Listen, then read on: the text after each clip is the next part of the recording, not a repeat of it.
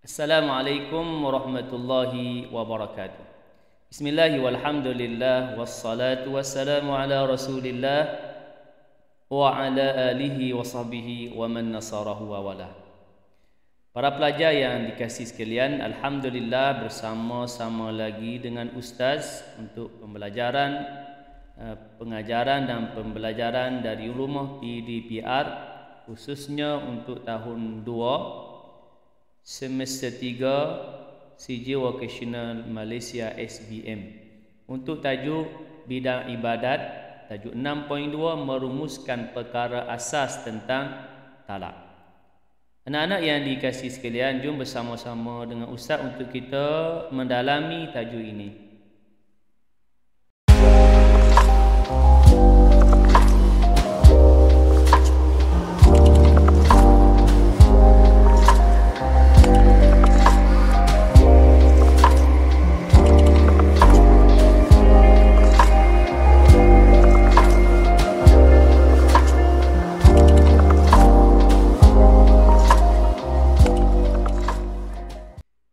Anak-anak yang dikasihi sekalian, tajuk yang akan kita pelajari berkaitan dengan talak, iddah dan rujuk.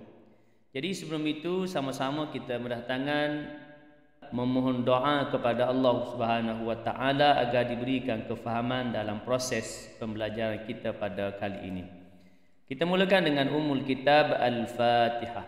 A'udzu billahi minasy syaithanir rajim. Bismillahirrahmanirrahim. الحمد لله رب العالمين الرحمن الرحيم مالك يوم الدين إياك نعبد وإياك نستعين اهدنا الصراط المستقيم صراط الذين أنعمت عليهم غير المغضوب عليهم ولا الضالين.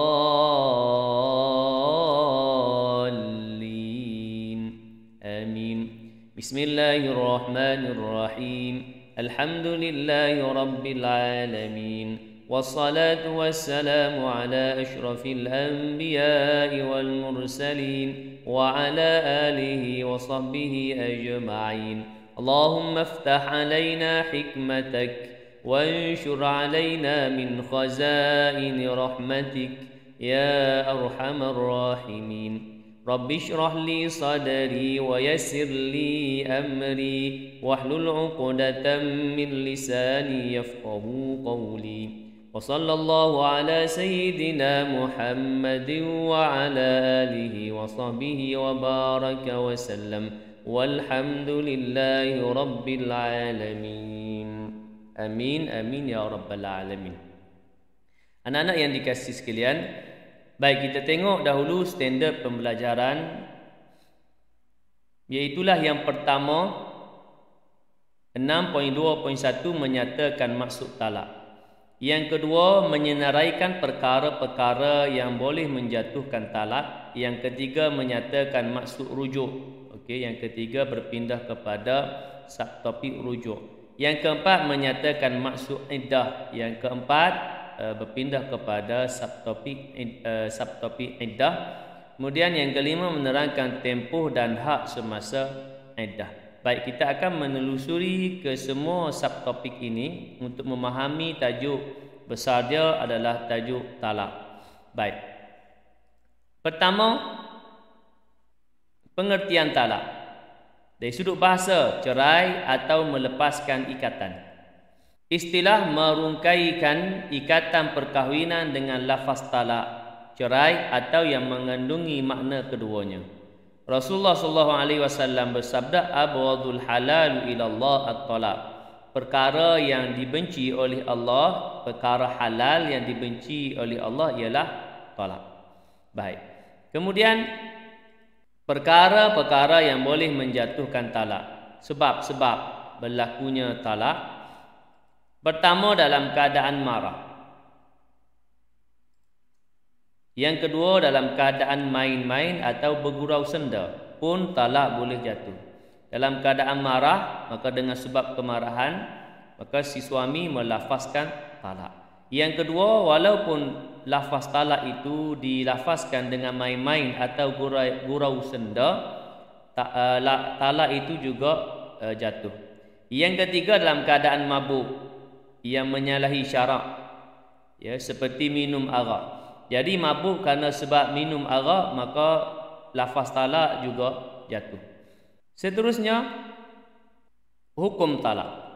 Hukum talak ada 5. Pertama, wajib apabila seseorang tidak dapat melaksanakan kewajipan seperti memberi nafkah. Yang kedua, sunat apabila si isteri memiliki akhlak yang buruk dan tiada cara yang dapat memperbaikinya. Yang ketiga, harus oleh syarak dengan tujuan sebagai langkah penyelesaian yang terakhir bagi mengatasi masalah rumah tangga. Asal hukumnya adalah harus kerana hak talak di tangan suami. Tetapi keadaan talak itu sendiri yang disebutkan dalam hadis, perkara yang halal yang dibenci oleh Allah ialah talak. Baik, yang keempat, makruh apabila si suami menceraikan isterinya tanpa sebab atau menceraikan isteri yang solehah, isteri yang baik. Yang kelima, haram apabila talak dilafazkan pada waktu yang diharamkan, seperti waktu isteri sedang haid atau suci dari haid tetapi telah disetubuhi, atau isteri dalam keadaan mengandung. Baik, maka itu dalam keadaan haram talak dilafazkan. Baik, kita berpindah kepada rukun talak. Baik, rukun talak ada 3. Pertama, suami. Syarat kepada suami balik, berakal dan tidak dipaksa. Isteri. Rukun yang kedua, isteri. Syarat bagi isteri iaitulah isteri kepada suami yang menceraikan. Dan yang ketiga, lafaz. Sirah. Lafaz yang digunakan memberi maksud perceraian, sama ada secara terang atau secara sindiran. Baik, bahagian talak. Pertama, bahagian talak dari aspek kesan talak. Ia terbahagi kepada 2. Yang pertama, talak raj'i, talak 1 atau 2 yang belum tamat iddahnya. Suami boleh merujuk kembali isterinya semasa iddah tanpa perlu kepada akad dan mahar yang baharu. Jadi talak raj'i ini suami boleh merujuk kembali isterinya dalam tempoh iddah. Dan rujuk nanti kita akan pelajari selepas dari tajuk ini. Baik, yang kedua, talak bain. Talak bain terbahagi kepada 2. Pertama, talak bain sughra. Yang kedua, bain kubra. Baik, pertama, talak bain sughra, talak yang tidak mengharamkan bekas suami mengahwini semula isterinya dengan akad dan mahar yang baru. Contoh, fasakh. Kemudian yang kedua, talak bain kubra.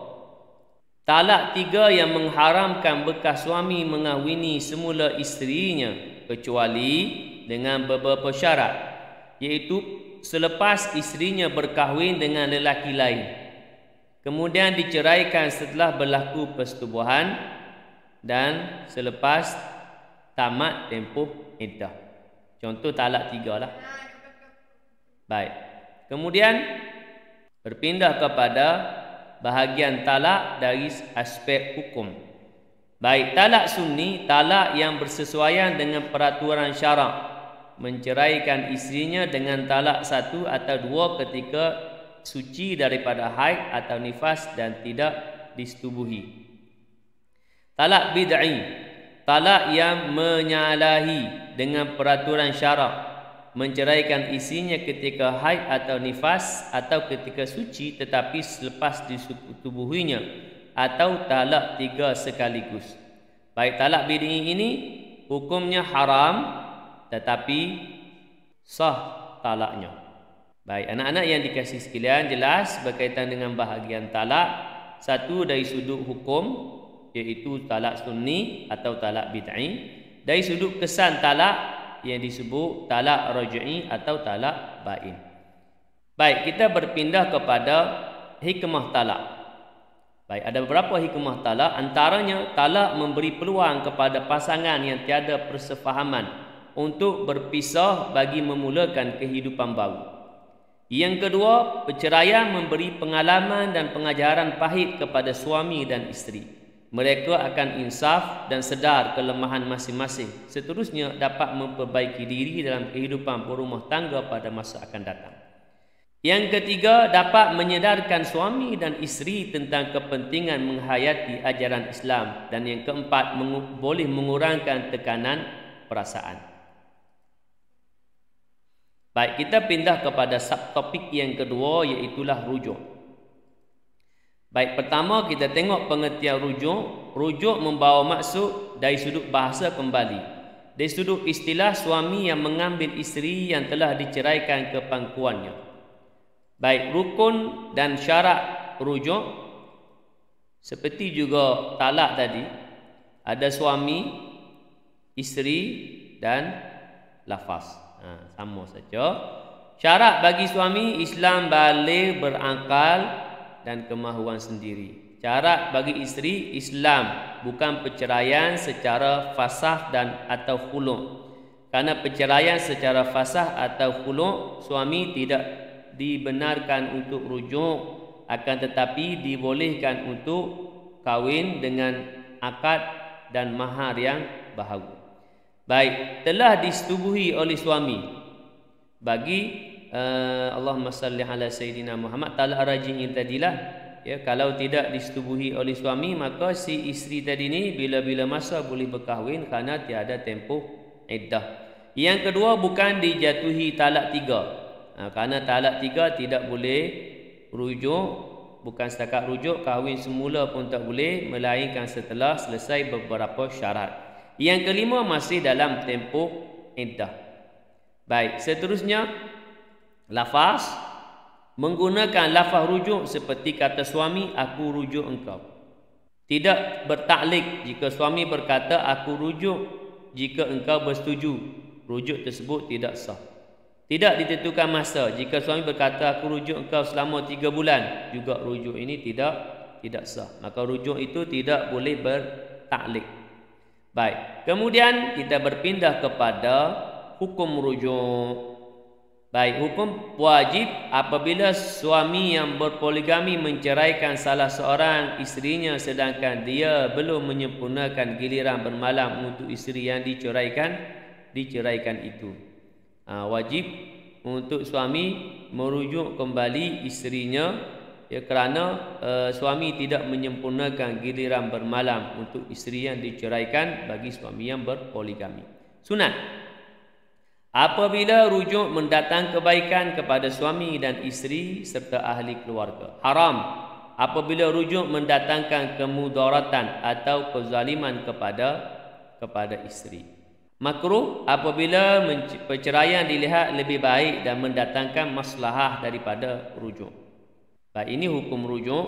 Kemudian hikmah rujuk, terdapat beberapa hikmah rujuk, antaranya dapat memberi ketenteraman jiwa, dapat menyatukan semula keluarga.